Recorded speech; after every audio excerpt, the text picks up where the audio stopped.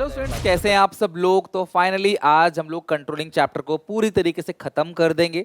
Controlling process को और relationship between planning controlling पढ़ के यही दो टॉपिक बचे हुए हैं इस चैप्टर में। छोटा सा चैप्टर था क्लास, लगभग वेटेज 6 नंबर तक का वेटेज रखता है। बाकी पार्ट ए भी आज हमारा खत्म हो जाएगा। इसके साथ मैं आपको थोड़ा सा टाइम जरूर दूंगा ताकि आप पार्ट ए अच्छे से खत्म कर लो।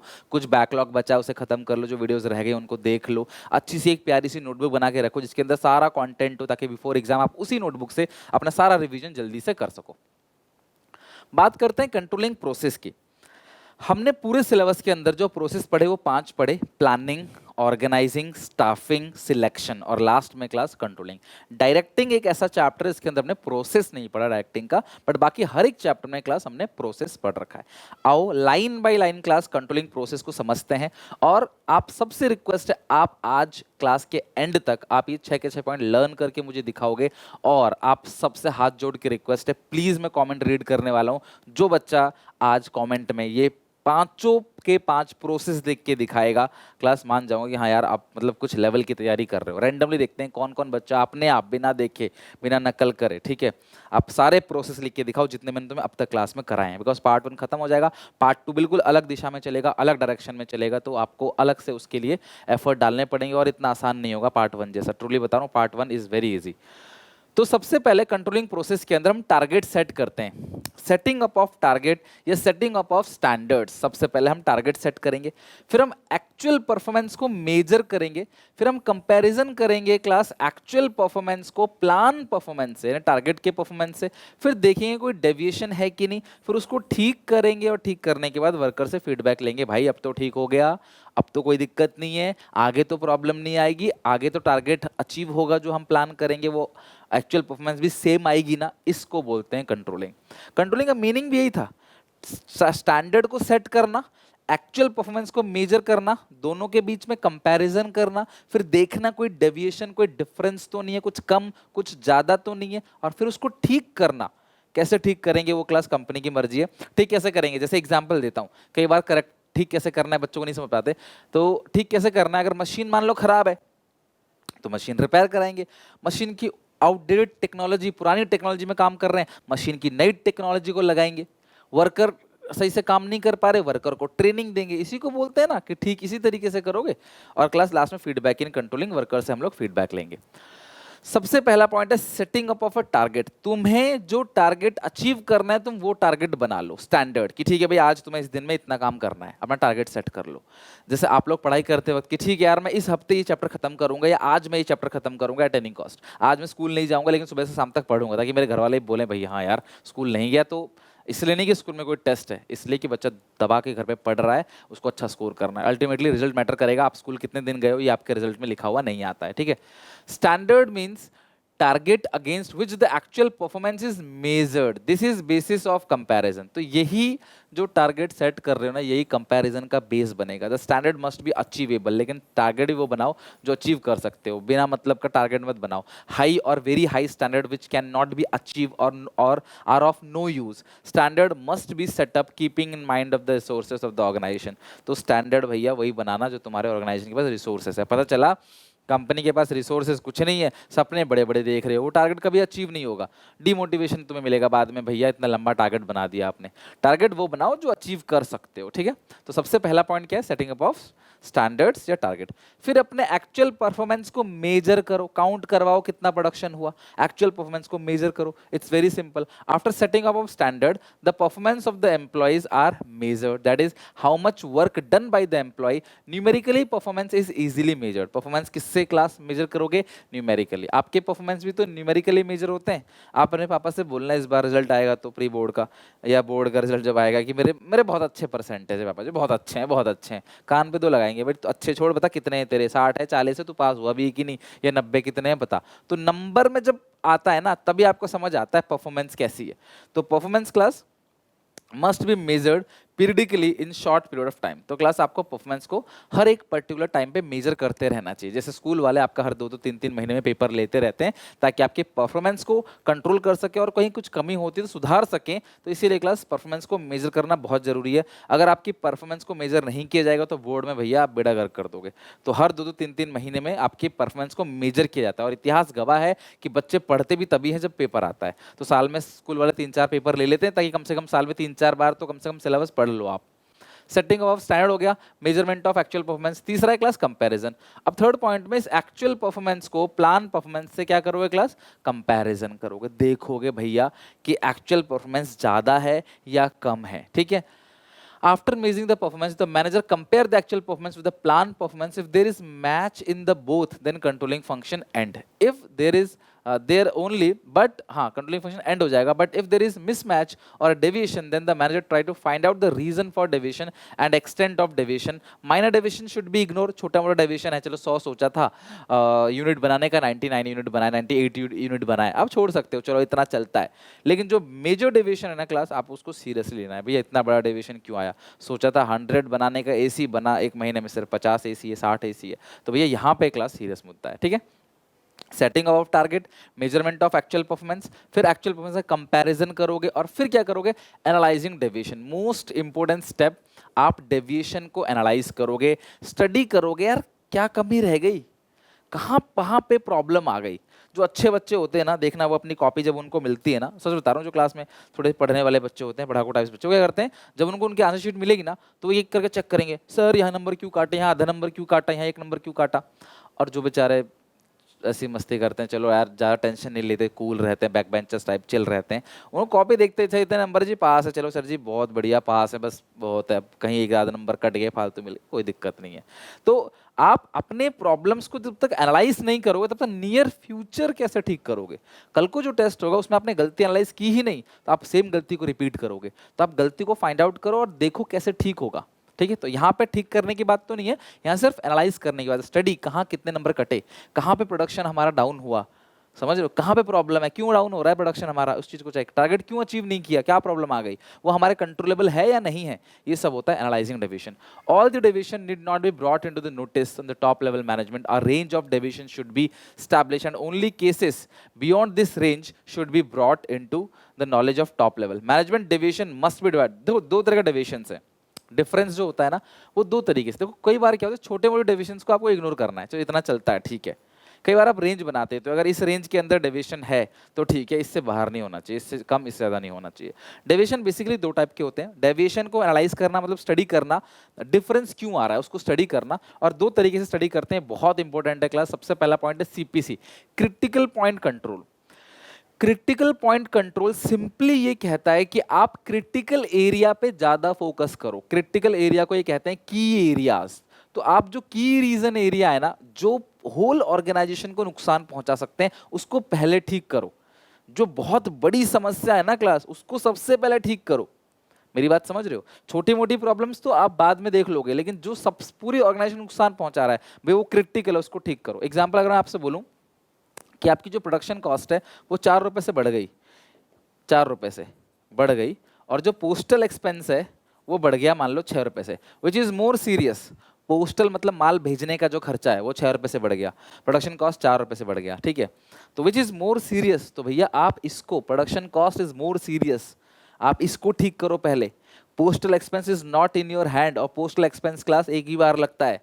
प्रोडक्शन कॉस्ट बढ़ेगा ना तो हर चीज बढ़ जाएगी, कंपनी में सेल्स डाउन हो जाएगी। जैसे पेट्रोल 1 रुपए से बढ़ जाता है तो भी लोग हड़ताल करने आ जाते हैं, पेट्रोल 1 महंगा हो गया, 2 महंगा, क्यों, 1-2 रुपए से क्या फर्क पड़ता है।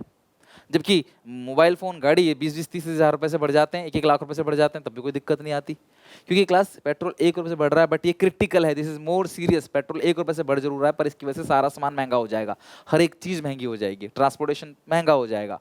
तो की रीजन एरिया पे कंट्रोल करना इस सीपीसी, क्रिटिकल पॉइंट कंट्रोल कहता है भैया वो चीज को सबसे पहले ठीक करो। ये नहीं कि इसे इग्नोर करो, जो बस के हो सके करेंगे, बट हाँ इसको तुरंत ठीक करो क्लास, ये आपकी अरेंज में है। और दूसरी बात, ये एक की एरिया है, ये की पॉइंट है, इसको आपने सबसे पहले ठीक करना है। If there is deviation in this key area it must be attend urgently, इसको अर्जेंटली अटेंड करेंगे। Key area are those which have the impact whole organisation, key area वो एरिया है क्लास जो पूरे ऑर्गेनाइजेशन पे इम्पैक्ट डालता है, इसको बोलते हैं क्रिटिकल पॉइंट कंट्रोल, सीपीसी। अच्छा next MBE, management by exception. अच्छा MBE जो है मैनेजमेंट बाय एक्सेप्शन है, वो क्या कहता है क्लास, ये कहता है कि ध्यान समझना, आपको ये डिफरेंस करने के लिए आया केस स्टडी में कि CPC है MBE है, तो आप MBE बहुत क्लियरली समझ जाओगे। MBE के अंदर एक रेंज बना दी जाती है कि भाई अगर डेविएशन इसके अंदर है तो ठीक है, इससे बाहर जाएगा तो क्लास इस डेविएशन को हम टॉप लेवल मैनेज तक लेके जाए, टॉप लेवल मैनेजर्स तक लेके जाएंगे। ये कहते हैं माइनर डेविएशन को इग्नोर करो, तुम सब कुछ कंट्रोल करना चाहोगे, तुम कुछ भी कंट्रोल नहीं कर पाओगे।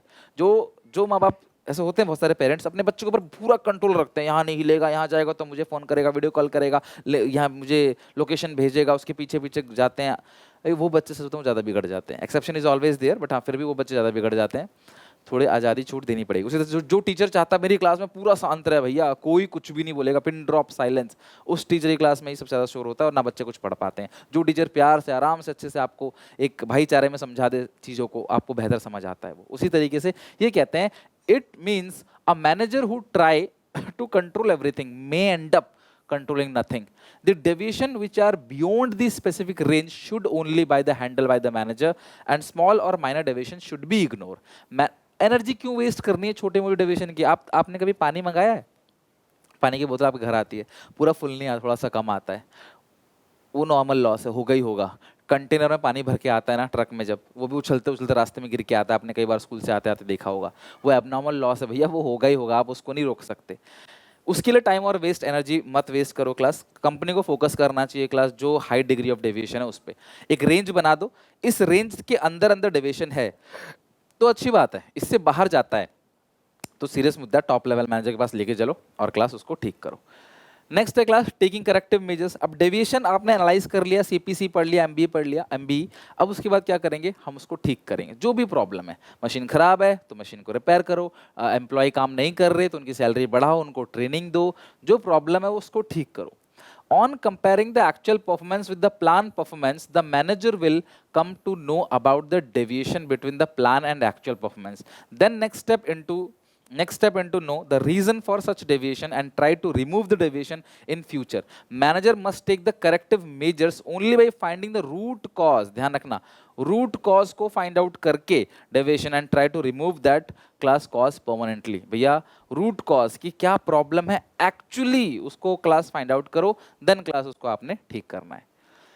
नेक्स्ट है फीडबैक इन कंट्रोलिंग। ये बहुत मस्त है क्लास। आपने गलती फाइंड आउट कर ली, आपने समझा दिया भाई आगे से ये गलती मत करना, करेक्टिव मेजर ले लिया, फिर वर्कर से फीडबैक लो कि नियर फ्यूचर रिपीट तो नहीं हो रहा, ये सेम प्रॉब्लम तो आगे नहीं आ रही, फीडबैक लेना। ये वही है, टीचर समझा देता है, आपको पूछता है बेटा समझ आया, आपके तो हाँ सर समझ आ गया। फीडबैक इज मस्ट, उसी के बाद कम्युनिकेशन एंड होता है। After making corrective measure, feedback report is prepared, it refers to a list of reason for deviation, plan or inefficiency overall working of organization. Feedback act as a base for establish the standard for next year. इसी feedback के basis पे हम अगले साल का target बनाते हैं। तो ये फीडबैक बहुत जरूरी है, तो कंट्रोलिंग को खत्म नहीं कर रहा, ये ब्रिंग बैक प्लानिंग, दोबारा प्लानिंग को लेके आ रहा है। ठीक है, बाकी क्लास जो डेविएशन है वो दो टाइप का होता है, पॉजिटिव और नेगेटिव। पॉजिटिव किसे कहते हैं, एक्चुअल आउटपुट 110 है, प्लान सोचा 100, प्लान सोचा था 100, हुआ एक्चुअल में 110, तो डेविएशन +10 हो गया। नेगेटिव मतलब एक्चुअल आउटपुट 90 और प्लान था 100, तो डेविएशन कितना है क्लास, -10। तो प्लस का 10 और माइनस का 10, ये बात आपको ध्यान रखना है। अगर पॉजिटिव है तो पॉजिटिव डेविएशन और नेगेटिव है नेगेटिव डेविएशन, दोनों को हमें ठीक करना है। अगर किसी को लगता है सर अच्छी बात है ना, 100 सोचा था 110 बनाया, इसका मतलब तुमने टारगेट ही गलत सेट किया, अगली बार तुम टारगेट 110 का बनाना। वही तो फीडबैक है, फीडबैक से हम अगले साल का टारगेट बनाते हैं। ये है क्लास आपके 6 के 6 पॉइंट। सबसे पहला सेटिंग अबव टारगेट, दूसरा क्या है क्लास आपका, टारगेट सेट किया, स्टैंडर्ड सेट किया आपने, फिर मेजरमेंट ऑफ एक्चुअल परफॉर्मेंस, फिर दोनों कंपैरिजन, फिर डेविएशन एनालाइज करो, फिर टेकिंग करेक्टिव मेजर और फिर feedback in controlling. I hope आप कमेंट सेक्शन में एक बार मुझे 6 के 6 पॉइंट लिख के दिखाओ। ये थे क्लास आपके प्रोसेस ऑफ कंट्रोलिंग। आज का आखिरी टॉपिक क्लास का पूरे का, relationship between planning and controlling. ध्यान से अच्छे से समझना, प्लानिंग में और कंट्रोलिंग में एक रिलेशनशिप है, दोनों क्लास एक दूसरे के साथ ही काम करेंगे। तो सबसे पहले एक क्लास यहाँ पे कोट है, उसको देख लेते हैं। वो कोट क्या है, planning and controlling both are supplementary function. ठीक है, दोनों क्लास सप्लीमेंट्री फंक्शन है। Planning make the controlling effective, planning ही है जो कंट्रोलिंग को इफेक्टिव बनाता है, एफिशिएंट बनाता है, जबकि कंट्रोलिंग इंप्रूव फ्यूचर प्लानिंग। सबसे पहले आपने प्लानिंग की, यही प्लानिंग कंट्रोलिंग को बेहतर बनाएगा, और बेहतर कंट्रोलिंग से नियर फ्यूचर जो प्लान बनाएंगे वो और बेहतर बनाएंगे। मैंने एक टारगेट बनाया, मैंने उसे अचीव किया, और उस अचीव करने के बाद जो मेरा एक्चुअल रिजल्ट आया, कम या ज्यादा जो भी, उस बेसिस पे मैं फ्यूचर की प्लानिंग करूंगा। तो दोनों क्लास सप्लीमेंट्री फंक्शन है, ध्यान रखना, दोनों एक दूसरे पे डिपेंड है, दोनों एक दूसरे पे, दोनों से एक इंटरलिंक है। और प्लानिंग कंट्रोलिंग को इफेक्टिव और एफिशिएंट बनाता है। प्लानिंग अगर आपने किया नहीं ना, फिर कुछ भी नहीं हो पाएगा। आपने टारगेट ही नहीं बनाया, कुछ एक्चुअल परफॉर्मेंस कम ज्यादा है, क्या फर्क पड़ता है आपको? टारगेट बनाओगे तब पता चलेगा एक्चुअल में कम है ज्यादा है। ज्यादा है तो अगली बार प्लानिंग को अच्छे से ठीक करो, अगली बार प्लानिंग और बढ़ा के बनाओ कि मैं तो गलत सोच रहा था यार, मैं और अच्छे से करूंगा। और अगर आपका कम है तो देखो भाई क्या कम है, उसको ठीक करो। अब रिलेशनशिप की बात करें तो हमारे पास 4 पॉइंट है। सबसे पहला, नेचर एंड कॉन्सेप्ट यानी कि मीनिंग। तो प्लानिंग का मतलब आपको पता है क्लास, कि प्लानिंग एडवांस में सोचना, क्या करना है, कैसे करना है, कब करना है, इस काम को कौन करेगा। और कंट्रोलिंग का मतलब एक्चुअल परफॉर्मेंस को प्लान परफॉर्मेंस से कंपेयर करना, देखना कोई डिफरेंस, कोई डेविएशन तो नहीं है, उसको ठीक करो ताकि नियर फ्यूचर रिपीट ना हो। Both are interdependent and interlink. Planning और कंट्रोलिंग दोनों एक दूसरे से जुड़े हुए हैं। प्लानिंग के बिना कंट्रोलिंग नहीं, कंट्रोलिंग के बिना प्लानिंग नहीं। अगर आपने प्लान ही नहीं किया तो कंपैरिजन किससे करोगे? और आपने प्लान बनाया, लास्ट में कंपैरिजन ही नहीं किया, तो प्लान का फायदा ही क्या हुआ? समझ रहे हो बात को? दोनों, अच्छा, दोनों फॉरवर्ड और दोनों बैकवर्ड लुकिंग है। पहले प्लानिंग की बात करते हैं। प्लानिंग तो फॉरवर्ड लुकिंग है ही, क्योंकि प्लानिंग तो फ्यूचरिस्टिक है। बट प्लानिंग बैकवर्ड लुकिंग क्यों है? क्योंकि प्लान हम जब भी बनाते हैं ना, अपने पास्ट एक्सपीरियंस को लेके बनाते हैं। अब जब भी प्लान बनाओगे, टारगेट, अगर मैं आपसे आज पूछूं कि बेटा आप कितने नंबर लाना चाहते हो, आपका टारगेट क्या है, तो आप आग बंद करके थोड़ी बताओगे। आप देखोगे मैं आज तक कितने ला रहा था और मैं कितनी मेहनत और एक्स्ट्रा कर सकता हूं। उस बेसिस पे आप क्या करोगे? टारगेट बनाओगे। तो जो डेवलपिंग प्रेमिसिस आपने पढ़ा था ना, कि हम पास्ट एक्सपीरियंस के बेसिस पे फ्यूचर के लिए फॉरकास्टिंग करते हैं, तो प्लानिंग फॉरवर्ड लुकिंग भी है और बैकवर्ड लुकिंग भी है। कंट्रोलिंग बैकवर्ड लुकिंग तो है ही, क्योंकि कंट्रोलिंग किसको देख के किया जाता है? कंट्रोलिंग में हम प्लानिंग का जो आपने प्लान बनाया था उससे कंपेयर करेंगे, है ना, एक्चुअल परफॉर्मेंस को प्लान परफॉर्मेंस से। तो बैकवर्ड लुकिंग है ही। और फॉरवर्ड लुकिंग क्यों है क्लास? की कंट्रोलिंग दोबारा प्लानिंग को फंक्शन में लेके आता है। एक प्लान खत्म हुआ, फीडबैक लिया, और अगले के लिए फिर प्लान बनाया, फिर खत्म किया, फीडबैक लिया, फिर अगले के लिए प्लान बनाया। ऐसे तो इंप्रूवमेंट आएगा। आज 100 करोड़ कमाना चाह रहे थे, 100 करोड़ कमा लिया, अगली टारगेट 110 करोड़ का होगा, उसको अचीव करेंगे 120 करोड़ का होगा। अगर नहीं हुआ तो क्यों नहीं हुआ 120 करोड़ का टारगेट? कंपनी, बड़ी बड़ी कंपनी इसी तरीके से टारगेट बनाती हैं और आगे बढ़ती चली जाती हैं। Last is, planning is prescriptive और कंट्रोलिंग इज इवैल्यूएटिव। ध्यान रखना क्लास, प्लानिंग प्रिस्क्रिप्टिव है, प्लानिंग एक तरीके से हमारे फ्यूचर कोर्स ऑफ एक्शन को डिसाइड करता है, और कंट्रोलिंग क्लास चेक करता है कि हम उस रास्ते पे आए या नहीं आए, इवैल्यूएशन करता है, स्टडी करता है कि आपने एक्चुअल में वो काम किया या नहीं किया। राइट? तो इसके साथ क्लास ये चैप्टर आपका पूरी तरीके से एंड हो गया। राइट? तो आज हमने पार्ट ए भी खत्म किया, कंट्रोलिंग चैप्टर पूरा खत्म किया। बस योद्धा बैच में ऐसे ही क्लास हमें और आगे 4 चैप्टर खत्म करने, और हमारे क्लास 12th का बिजनेस स्टडीज का सिलेबस खत्म हो जाएगा। आई होप आप लोग सपोर्ट करने के लिए इस वीडियो को शेयर करोगे अपने सारे दोस्तों में। जो बच्चा ट्यूशन नहीं ले पा रहा है, या जिन तक वीडियोस नहीं पहुंच पा रही है, अच्छे से नहीं पढ़ पा रहे, अच्छे टीचर नहीं मिल रहे हैं, क्लास अगर आपको समझ आता है, उसमें सर अच्छे से पढ़ा रहे हैं, तो प्लीज़ यार सपोर्ट करो। आपका लाइक, आपका सपोर्ट, प्यार, यही मोटिवेट करता है मुझे रेगुलरली कंसिस्टेंटली काम करने के लिए, हर चीज़ को छोड़कर। बस यही है, बाकी इसे याद करके आना, समझ के आना। मिलते हैं नेक्स्ट वीडियो में, नए टॉपिक की शुरुआत करेंगे, नए पार्ट से फाइनेंशियल मैनेजमेंट पढ़ेंगे। बट हाँ, 1-2 दिन का ब्रेक जरूर लो आप, इसको पूरे को ख़त्म करो, पुराना सारा ख़त्म करके आगे चलो। सिर्फ आगे चलोगे, पीछे नहीं देखोगे, तो भैया आगे जाके सब कुछ भूल जाओगे। तो पढ़ के आना, समझ के आना। मिलते हैं नेक्स्ट वीडियो में। Till then take care, bye bye.